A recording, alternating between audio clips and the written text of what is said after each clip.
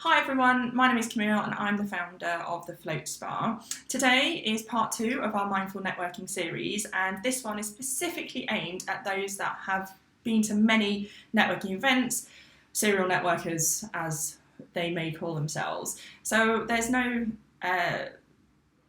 secret that I am a serial networker. I go 10, 12 events a month, regular weekly meetings. I love it. It's been the fastest way of me growing the Float Spa is by doing lots of networking events, going out there, talking about my business, the benefits of my business, how we can help, and then fundamentally generating business in return.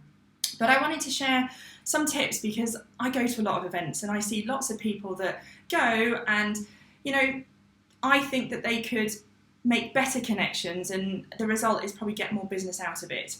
So here's my tip. So tip number 1.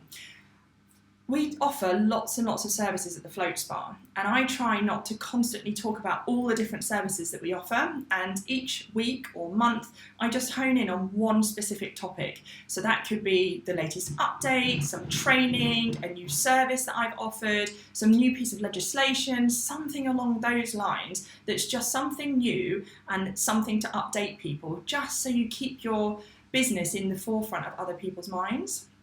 So tip 2. So there's lots of networking events that you go to, which is open networking. There's no place cards. It's just sit wherever you like, which is fantastic. However, what happens if you sit down right at the beginning? You might end up sitting with, say, 5 business friends, which is absolutely great to have a chin wag and catch up with what everyone's been doing. But what would be really good is if you could maybe hold back a little bit and maybe sit next to people that are new, or people that you've not seen in a specific meeting before. Tip 3, this is one I see a lot happening, is people oversell their business constantly. Sell, sell, sell. You open a conversation, how are things? They just jump in and sell all their services straight off, and it kind of can be quite overwhelming.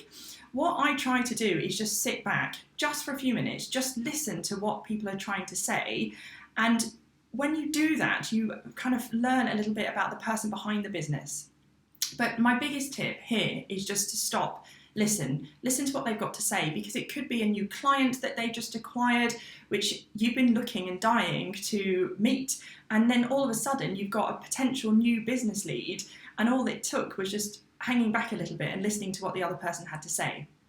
My final tip is trying to find out who the person is behind the brand or the business card. So every networking event you go to, you tend to come back with a big stack of business cards, which is great. They're all nice and shiny and they've got descriptions and their email address and all that kind of stuff. But if you found out a little bit about the person behind it, you might find some common ground. So for example, you might go to an event and you meet 3 accountants. You may have an accountant. However, and you instantly think, oh, I don't need an accountant, let me work on another person in the room, which is not really very fair. There are lots of different accountants. They all have different unique selling points, unique services. If you take the time, listen, as my point before is, listen to what they're saying, try and build a relationship with the person behind the business. Who knows, in the future, you may lose faith with your current accountant and you remember this specific one from a specific event, and you've connected with them on LinkedIn or email, you may have arranged a coffee or something along those lines, and then you build this professional relationship behind the scenes, and you've always got that go-to person to go to should anything go wrong.